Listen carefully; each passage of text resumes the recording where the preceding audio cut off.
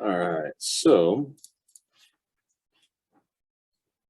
kind of talk about two different things today. It's kind of a reminder in case I forget towards the end of class. That smart book assignment is due before we start class on Wednesday, right? So we'll kind of begin some probability stuff Wednesday. So I want to kind of have your brain primed for that. But today we're going to talk about percentiles to begin with. So you've probably, been told you're in a certain percentile, whether or not it's for a standardized test or something, maybe height when you're a kid. And so all a percentile means is that whatever value that is, it's greater than that percent of the data. So the 90th percentile means your test score was better than 90% of the other observations, which consequently would also mean that it was worse than 10% of the observations, right? Or 100 minus that percentile, right? So, so the idea is kind of, if we were to arrange all the test scores from smallest to largest, right? Wherever you fall, if you were in the 90th percentile, right, you're better than 90% of the other observations, worse than the top 10%. And if 30th percentile, better than 30% of the other scores, worse than 70. Right? So that's the idea behind what we're doing. So how do we actually calculate these? Right? So you might have seen these before, like I don't know. I feel like I remember these from a kid at the doctor's office, right? So you've got different ages, different height values, and you can figure out, if I'm 15 and I'm 65 inches, I'm in the 25th percentile, right? So how are they coming up with these values, right? How are they determining what these percentiles are? So the first thing that you'll do is you'll arrange the data from smallest to largest, okay? So you can kind of imagine if I had like 10 observations, that value in the 9th position is kind of like greater than 90%, but less than 10%, right? So we're going to arrange them from smallest to largest. We're then going to use this formula. So even the example that I just gave isn't really correct because once I pull out that 9th observation, now there's only 8 below it and 1 above it. So it's not quite the 90th percentile. So kind of adding 1 here accounts for that fact. So we'll take our sample size, we'll add 1 to it, and then multiply it by whatever percentile we're interested in over 100. So if it's the 90th percentile, we plug a 90 in there. If it's the 30th percentile, we plug a 30 in there. This formula will spit out at us some value. So let's say that we think about that. Maybe we have a data set of 100 observations. Well, let's do 150 observations. We want the 90th percentile, and this formula spits out at us something like 125. So we would then go to whatever value was in that 125th position, and that would be the 90th percentile value. Okay? Now, if it doesn't give us an integer, life is going to be a little bit harder, and we're going to have to do something called interpolation. Now, more often than not, we're going to have to do this interpolation. Right? So I'll just show you an example because I think it's easier to work with some numbers as opposed to just describing it first. So we've got this formula. This gives us the position of whatever percentile we're interested in. So let's say I have this little example where I've got 10 observations. Kind of makes it nice, right? I've arranged them from smallest to largest, right? Smallest to largest here. And I want the 25th percentile. Now, intuitively, I know that's probably going to be somewhere around here, right? So kind of somewhere around one of these values. But I'm going to actually find the position by plugging that 25, that 25th percentile, into my equation that gives me the position. I plug in my sample size of 10, and I get that the 25th percentile will be in the 2.75th position. Well, the 2.75th position doesn't exist. I mean, there's a 2nd position, there's a 3rd position, there's a 4th position. So what do I do? Right? I didn't get a nice integer here. If I had gotten 3 here, it'd be really easy. I go to the 3rd position, the value in the 3rd position, that would have been my 25th percentile. But I didn't get, the 3rd position. I got 2.75. So I'm going to do something called interpolation. So to begin with, that position of 2.75, I'm a little bit closer to what position? To the 3rd position. Right, 2.75, I'm a little closer to the 3rd position than the 2nd. So that 25th percentile value will be a little bit closer to 8, the value in that 3rd position, than it will be to -7. Right? But the actual value is going to be somewhere in this range, right? Somewhere in between -7 and 8, but a little bit closer to 8 because we should be a little bit closer to that 3rd position. So what I'm going to do is essentially, interpolation is like finding a weighted mean between 2 values. So I'll look at that position, and the decimal will tell me the first weight. So here my first weight will be 0.75. My second weight will be whatever gets me up to 1. So 0.75 and 0.25. Those will be my 2 weights. If I think about the reasoning is, kind of why, there's always like a space of 1 in between each position, right? In between the second and third position, space of 1. In between the 33rd and the 34th, space of 1. So we're using 2 weights that fill up that space of 1. If we had like 2.5, well, then we're exactly in the middle, right? So each would be weighted equally. Each would get a weight of 0.5. Here, it's not, right? It's 0.75, so we've got kind of different weights. Once I identify those weights, the position I'm closer to, that value will get weighted by the higher weight. So here I would take 8.09, multiply it by the 0.75, and then add to it the value in position 2 multiplied by the lower weight of 0.25. So this is going to give me kind of my, this is essentially interpolation. I'm finding a weighted average because I know that I'm a little bit closer to the third position than I am the second. Okay. So the process there, use that formula to come up with what position will give you the percentile you're interested in. Once you have that, if it's not an integer, use the decimal to determine your first weight. Your second weight would then be whatever gets you to 1.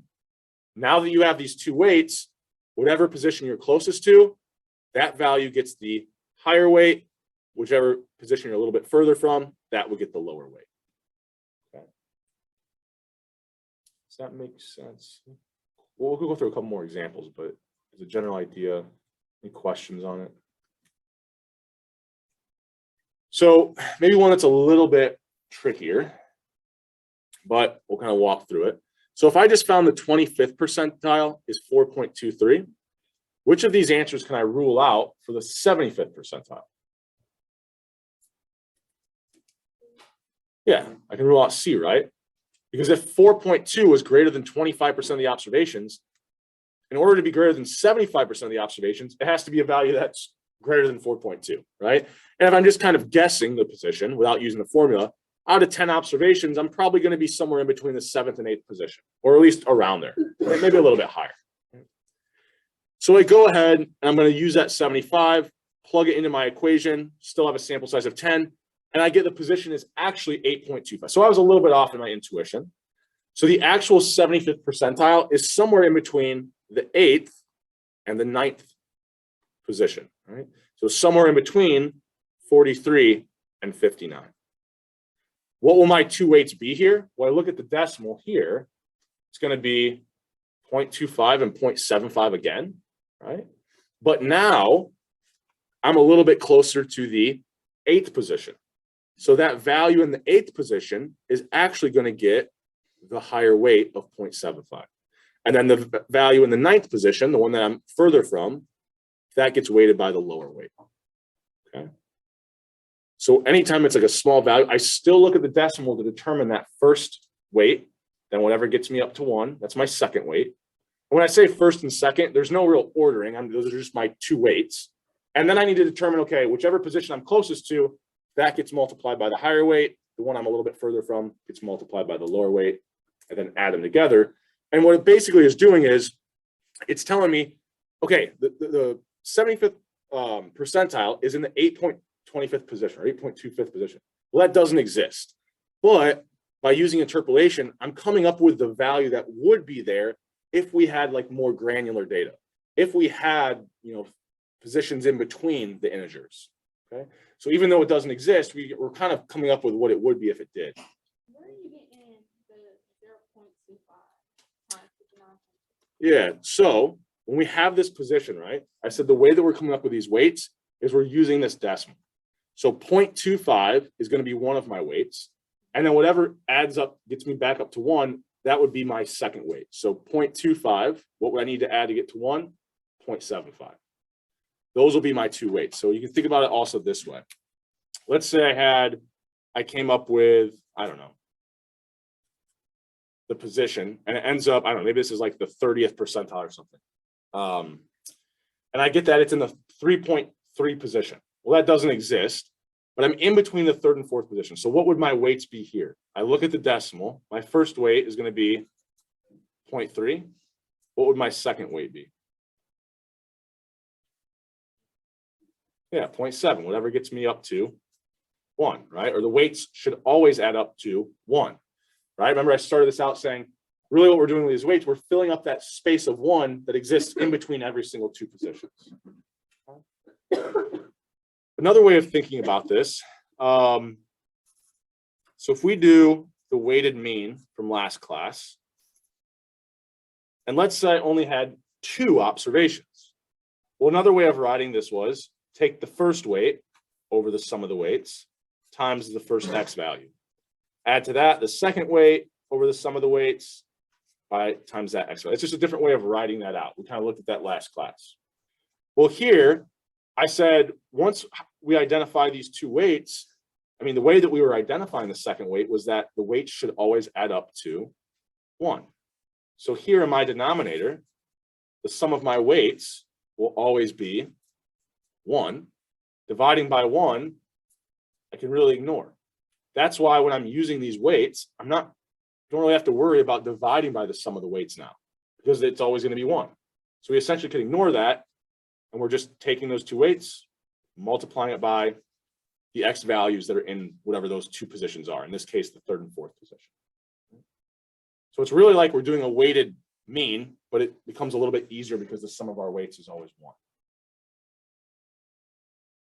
Any questions? Is that making any other questions on that? Okay. So you look at the decimal, identify that's your first weight, whatever would kind of need to be added to get you up to 1, that's your second weight. You then take whatever position you're closest to. In this case, I would take the value in position 3. That would get multiplied by the higher weight. I'm a little bit further from position 4. That would get multiplied by the lower weight. Add those together, and that would give you your percentile you're interested in. Okay. Excuse me. I think that's all I got. Okay. Any other questions before we move on here? So we can find these different percentiles and some ones that we might be interested in. And I'm going to show you how to do something that you might see in other classes. I don't focus on it as much, but I know that you might see it in other classes, and so I want to make sure we have some kind of a reference for it if they were to bring it up. So have you ever, have any of you ever seen in like I don't know, I feel like they use these in science classes, like a box and whisker plot, or heard of that? No? Had a couple people in other sections, but so there's this thing that we can build, and it is kind of a visual of the distribution, but it also gives us power to do one other thing that I'll mention. So we're going to build these box and whisker plots. So the first thing that we'll think about is we could go through and find these percentiles. We could find the 25th, the 50th, and the 75th percentile, right? So what we call those are our quartiles, right? It'll kind of separate the data into 4 quarters, right? 25th, 50th, 75th percentile. Now I have it written up here, but notice for the 2nd quartile or the 50th percentile, right? That would mean that that value is greater than 50% of the observations and less than 50%, which was literally the definition of our median. So that 2nd quartile is actually the median. Okay. So we got our 1st, our 2nd, our 3rd quartile. Okay. We're then going to come up with something called the interquartile range, right? So I'm kind of writing that as IQR, the interquartile range here. That's just going to tell us the difference between the 3rd and the 1st quartile, or the 75th and the 25th percentile. A lot of aisles here. So it's but you know, here we're just translating percentiles into quartiles. We're then going to come up with our lower and our upper limit by taking that 1st quartile and subtracting 1.5 times whatever that interquartile range was. Then our upper limit, we're going to take the interquartile range multiplied by 1.5 and add it to the 3rd quartile. So we're getting our upper limit and kind of our lower limit there. Yeah. That's just how we're doing. That's that number is like a constant that is just always how we calculate the upper and lower limit. Yeah. It doesn't come from anything that like we just said. And you could actually, I'm not as well versed in this because I don't deal with as much survey data. And that's generally what this is used for.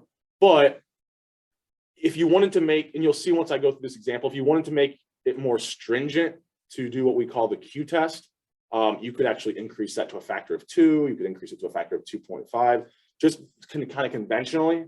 And the Q test specifically uses 1.5 because But if you wanted to not be as stringent, you could make that a larger value. Right? And you'll see why in here in just a second. So I'll put some numbers to this, and I think it'll make a little more sense. So let's say we've got this data, we go through, and we find the 25th and the 75th percentile, or the first and our third quartile. So maybe this is something like 20 and 40. Okay.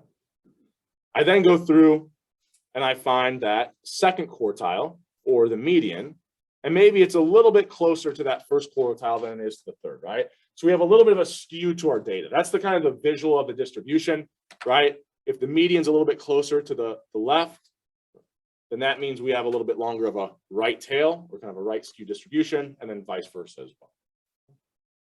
So this is our box. We just plotted it. And sometimes you'll see this like vertically instead, like you're using like the y-axis to plot your values. I don't know, like to me, it just makes sense to describe it the first time you see it, to maybe think of it as like horizontal, because we usually plot things like on an x-axis or like a number line, right?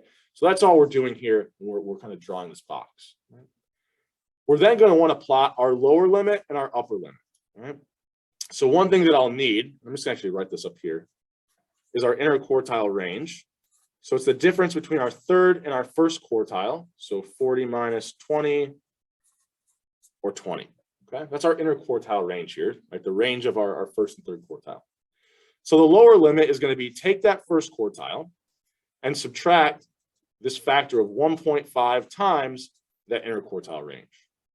So, you know, we go 20 minus 1.5 times 20. Right? So this is going to be what? Negative 10. We would then kind of plot our whisker, our lower limit, over here at negative 10. Okay.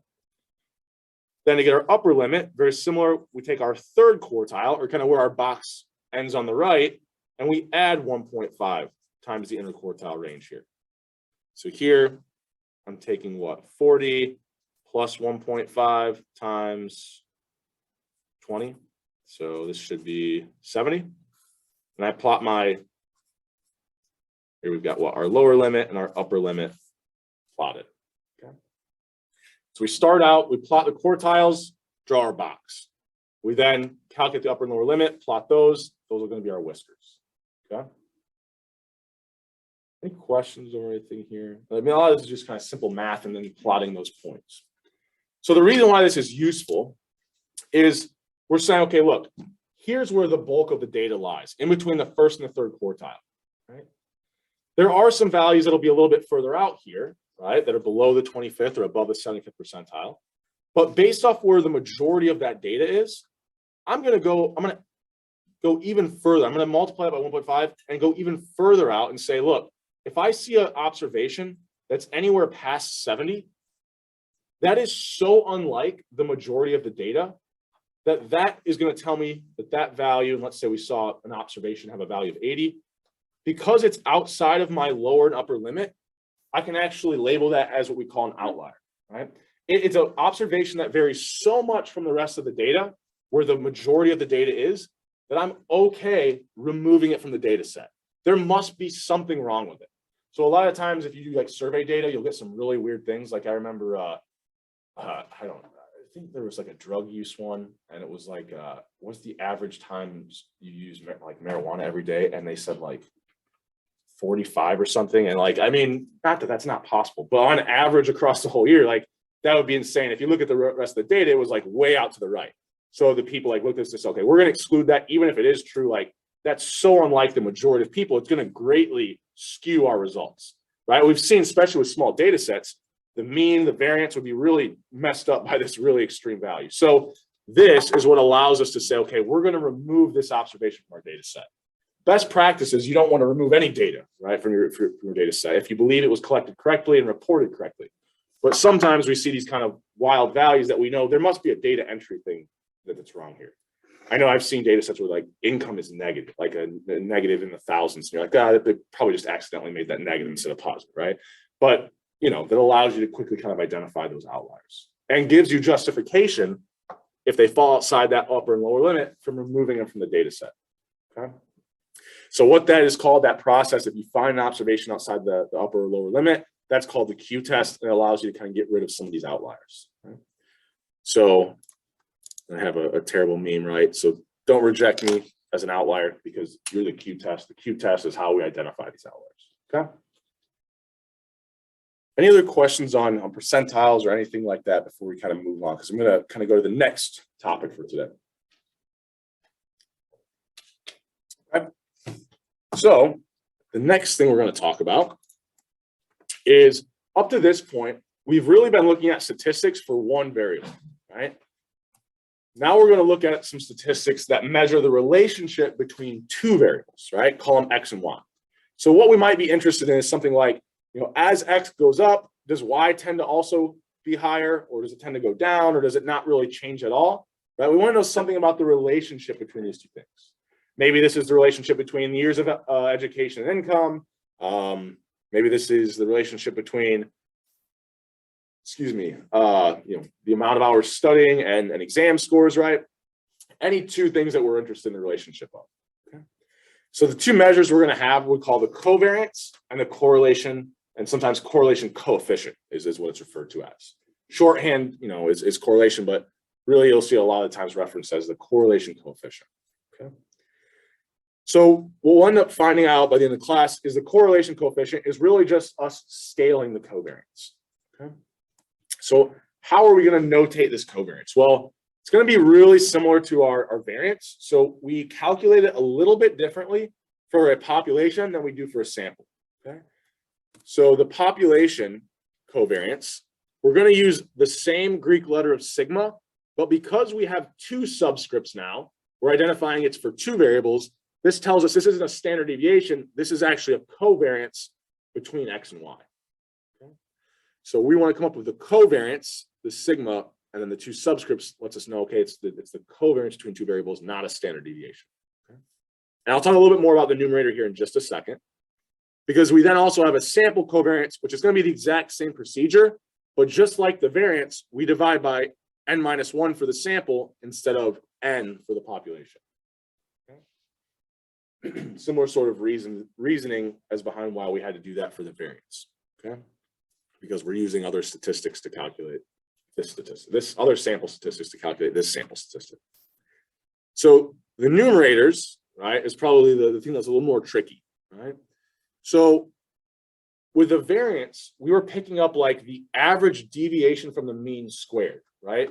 Because we're looking at every observation's deviation from the mean squared, and then dividing by n kind of gives us like the average variation from the mean, or the average deviation from the mean. So what we're going to do with the covariance, before I kind of walk through the equation, the general idea is it's telling us the average side of the mean that these two variables fall on, right? So you'll notice here, I go through and I'm going to add up for every observation. I'm going to do this formula. So what this formula is let's say I had the hours spent studying and your score in an exam, right? So look at the very first person, it's self-reported, but they had above average hours studied, right? So I'm calculating the mean for my two variables. I'm then looking at every single observation's deviation from the mean for both variables multiplied by each other. So here, if someone was above average hours studied, when I subtract the mean from that, I'll have a positive value. And then if they also had an above average test score, I would take their test score minus the mean, positive times a positive. That would add a positive value to the numerator because that was an observation where hours studied and exam score were on the same side of the mean. That when hours of study tended to be higher, right, above the mean, so did the exam score, at least for that one observation, right? I would then go through and do that for every single observation and then add them all up. That would give me kind of the total evidence of like whether these were on the same side of the mean or on different sides of the mean. And then dividing by n kind of gives me the average like location of these two variables across every observation. So really the covariance is really picking up like whether or not these two things are on the same side of the mean or on different sides. If they're on different sides of the mean, we'll then think about what an observation that would give me evidence of that would be. It'd be something where it was above average hours studied, but below average test score. Then I have a positive times a negative value gets added to the covariance. So if I look at the covariance, there's really three different kind of values or ranges I can be interested in. If the covariance is positive, then that's telling me that on average across all these observations, these two variables tended to be on the same side of the mean. If I get a covariance that's negative, that's telling me that on average, I had a lot of observations that were telling me that they were on different sides of the mean. That one of the deviations was positive, but the other deviation was negative. And then I could get something that's 0 or approximately 0. And what that would really tell me is, you know, didn't matter what side of the mean X was on, didn't really tell me anything about Y, right? Y wasn't really, you know, there was no real relationship between them both being on the same side or on different sides. Right? It was kind of arbitrary. So I think maybe this will make a little more sense if we look at some data and kind of walk through this. Right? So here I had some CDC data, and this is just height and weight. Right?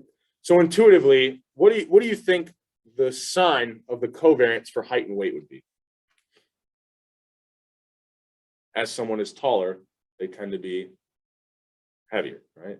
Someone who's 7 foot tall isn't going to weigh 150 pounds, or at least they shouldn't, right? It's not a very healthy weight for someone that tall. So we know intuitively it's probably positive, right? But for any one person, you know, they could be underweight, overweight. We might end up seeing height and weights on different sides. So we're going to go through this data and see. Intuitively, we think it's probably positive. So what I did here was I first calculated the mean height and the mean weight. Right? I think there was a little bit overrepresentation of women, and I forget what the original data set was. I just pulled height and weight out of it. That's why you tend to have a slightly lower height here, but it doesn't really matter. We'll calculate those means. And then for the first person, we'll go through and say, okay, this person was above average height, right? So we take that deviation, write it down. They were below average weight. So we look at that deviation, write it down. We then multiply those two deviations by each other. And that's what gets added into the numerator from that one observation. This observation was evidence that when height is above the mean, weight is below. Now that's just one observation, right? But that's what that observation adds into that covariance. Now for the next 3 observations, you can kind of see like all 3 of these, even though this one was just barely below it, they're all 3 below average height, and they were all 3 below average weight. So here, negative deviations and negative deviation. When I multiply negative times negative, I get a positive. But remember, I'm saying they're either on the same side of the mean. That could be they're both above the mean or they're both below. Right? If they're both below the mean, that tells me, well, when height is lower, weight tends to be lower.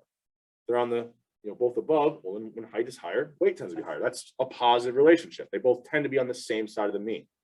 So you can see here, like any one observation might add a negative value here, but it's going to be like overshadowed by all these positives. It's just like finding an average, right? If I've got one negative value and the other 44,000 observations are positive, well, that's going to average out to where my mean or my average is going to be a positive number. Same kind of idea here.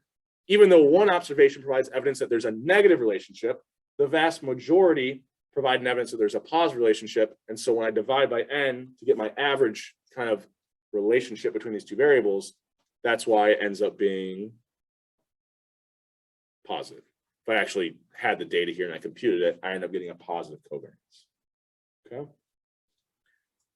So really what we're picking up is kind of the average relationship of these two variables. They tend to both be on the same side of the mean. It's a positive covariance. Different sides of the mean, it's a negative covariance. Okay. Any questions here before we keep moving? We're okay with this? Okay.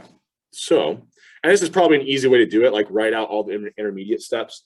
I mean, obviously with 44,000 observations, you probably wouldn't do this by hand, but you can imagine actually what I did here is I just set it up in Excel. I created a column where I just took this, subtracted the mean, copied that down for every observation, then a column, took the weight, divided by the mean, copied that down, multiplied these two together, copied that down. I could then use the sum function to add all these up, and then divide by somewhere I use the count function to find the number of observations, -1. Okay. So in Excel, you know, we could do this. There's also built-in functions. I probably won't show you today. If we have some, next time we use Excel, which I think will be Friday, I'll probably start out, we'll do probability stuff, but I'll probably show you just the built-in function for that correlation coefficient, and, or sorry, for the covariance, and then for the next thing we're going to talk about, which is the correlation coefficient. Because we got this covariance, and it's 76. So, okay, it's a positive relationship, but like, is that strong? Is it weak? Like, is the relationship between height and weight, is that any stronger than the relationship between, years of education and income? I don't know. Because the problem is if I try to compare those relationships, I've got what?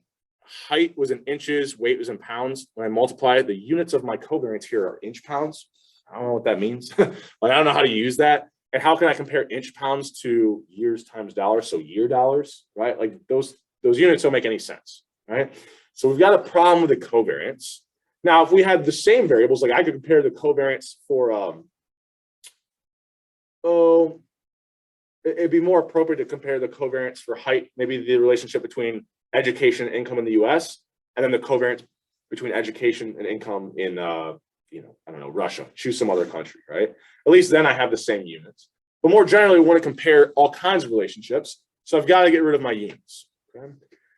What also ends up being true is the covariance is influenced by just the variation that exists in the data itself, right? So remember, we're picking up deviations from the mean. Well, if I'm looking at height, I mean, a pretty large deviation from the mean would be like 20 inches. But a large deviation from the mean for income could be $100,000, right? So I've got a much larger range in the original variables themselves. So I need to scale this covariance, right? And I need to get rid of the units. So what I'm going to do is I'm going to calculate the population correlation coefficient or the sample correlation coefficient. So that's rho, our Greek letter rho, and then just the English letter R for the sample.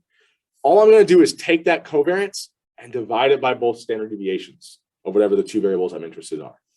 So here, if I had height and weight, I've got inch pounds as my covariance. Well, if I divide by inches times pound, I'm just canceling all my units. So divided by the standard deviation cancels out my units. And then what ends up being true, and I'll give you kind of a fake math proof today for it. But it ends up, if I divide by that standard deviation, it scales that covariance to be between 1 and -1.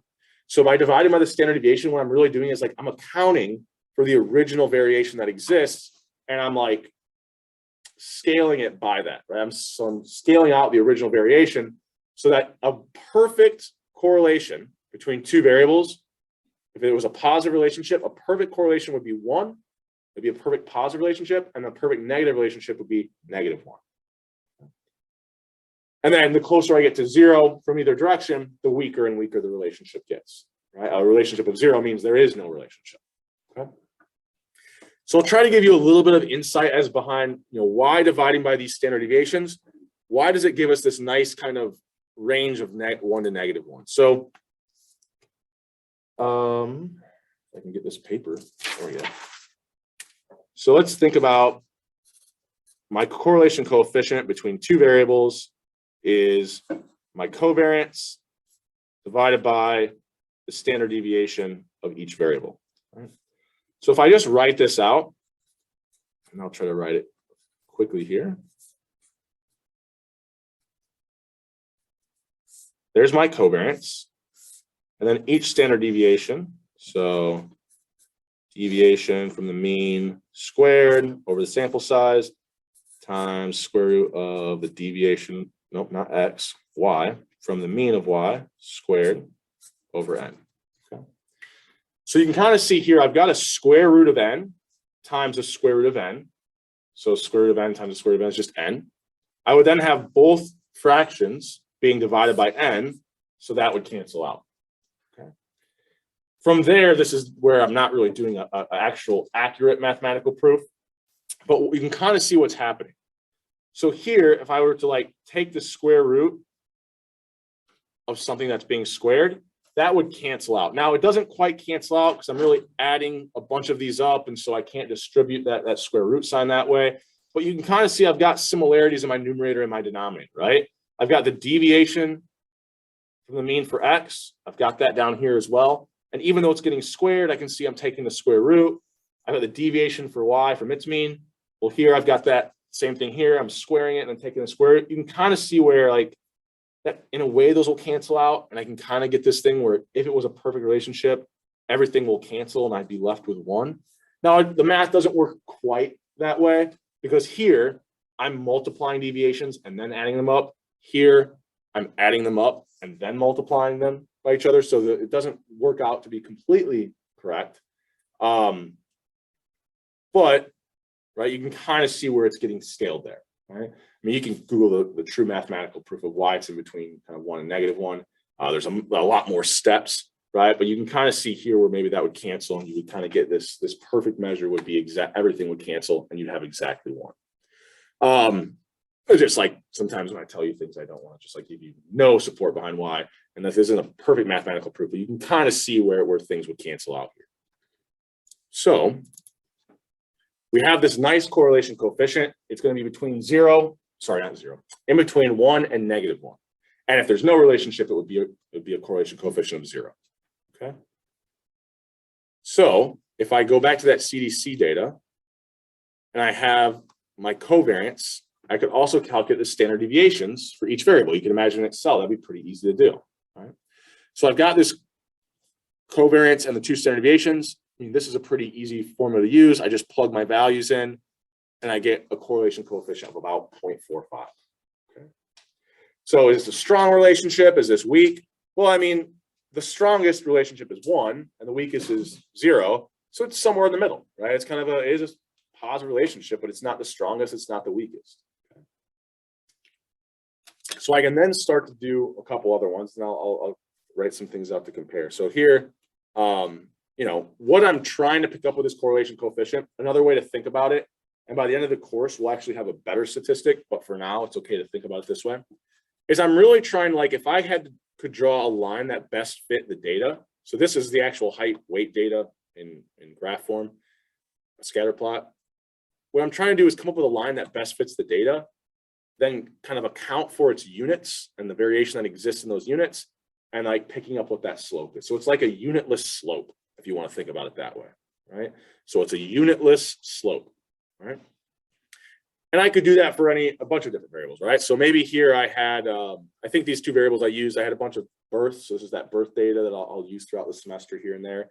And I think it was, what would it have been? Weight and I think length of the pregnancy. That would make sense. Yeah.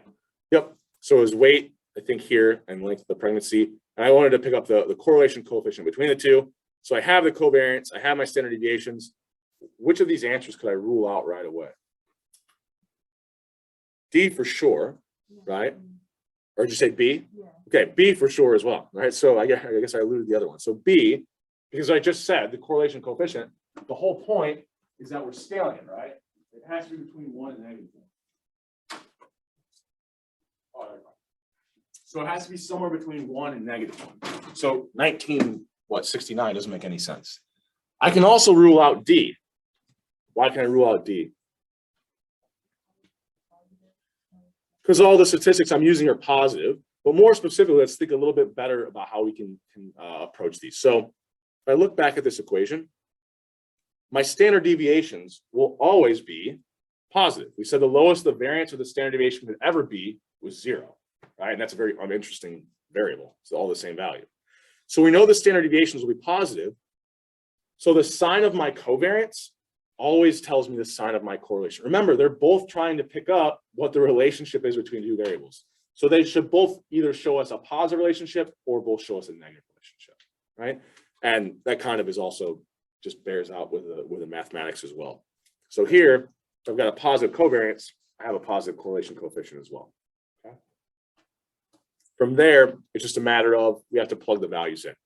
Take 330, divide it by both the standard deviations of 8.1 and 48.5, right? If I do that, I should get about 0.84.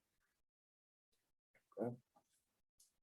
I think I'm gonna do something a little bit different here than I did in the other classes. So I've got a third one here, right? Same procedure. I would take the covariance and divide it by the standard deviations, I get about 0.6. And this was some measure of beauty and hourly wages. So make a little more sense. I got a little video I'll show you here at the end of class today. So I've got 3 different relationships, right? They're all positive, right? So the correlation coefficient between height and weight was 0.45, between length of the pregnancy and birth weight was 0.84, and then beauty and hourly wages was about 0.06. So which of these would I say have the strongest relationship? Yeah, the one with, well, actually would be the one with the highest correlation coefficient, which was this birth weight data. And then the next strongest relationship was the height weight data. And then the next one would be almost 0 was the beauty and hourly wages, right? So I can rank them once I have this correlation coefficient because it's a unitless measure, and it's just really the degree of how strong this relationship is. So one thing that might be a little bit more difficult is, let's say I've got, nope. So I had my height weight was 0.45, right? What if I wanted the relationship between, and here, the one I've been using from my other classes, we'll call N hours of Netflix watched, and E, we'll think of as like an exam score. Or maybe we could do like GPA in the semester and the hours of Netflix watched, right? So here, I'm probably thinking this has a negative relationship, right? The more Netflix I watch, the less time I spend on my schoolwork and stuff, right? So if I think that there's a negative relationship between these two variables, but I tell you it's a weaker relationship than the one that exists between height and weight. Now, height and weight is a positive relationship, but I can still compare the strength of relationships even if they're in opposite directions. So here, if I told you there's a negative relationship between hours of Netflix watched and exam scores, but it's a weaker negative relationship than the relationship that exists between height and weight, what range of values would that correlation coefficient have to be between them? It's a little tricky. So if it's weaker than the one that exists for height and weight, I know that it's going to be closer to what value then? Yeah, someone's holding it, right? Closer to 0. So I know that it's negative though, so it's going to be less than 0, but it's going to be closer to 0 than the height weight one was. So I can also say that it has to be greater than what value? Yeah, negative 0.45. It's kind of weird when we start to compare to negative relationships because, like I just said, it's greater than, but being greater than negative 0.45, sorry, is getting closer to 0, right? So it gets a little bit tricky when we're dealing with negative relationships. But if I give you information about the strength of relationships, you could kind of think about what potential values it could be without even having the data. Yeah. So yeah, I guess, sorry, I'm creating a range, right? It'll be somewhere in there. I guess if I'm writing this out, I think the way that I was talking about it, I wrote it the other way. So something like that. Well, I guess technically, well, I told you it was negative, so it has to be less than 0, right? There's no fault there. Okay. Any other questions there before we keep moving? I can have a negative, right? So this one will be negative. It's somewhere in between 0 and negative 0.45. Yeah, so the other examples we're looking at, I wanted you to have some that you could compare, right? That it was easy because they were all positive. But you can also compare them to negative relationships that exist as well, right? The negative relationships would be somewhere between 0 and negative 1. So -1 representing the strongest inverse relationship or the strongest negative relationship, +1 representing the strongest positive relationship. Any other questions on that? Sure. All right. So I have a short video, and then I'll kind of show you or tell you a little bit more information than what exists in the video. So let's see if we can get this to work.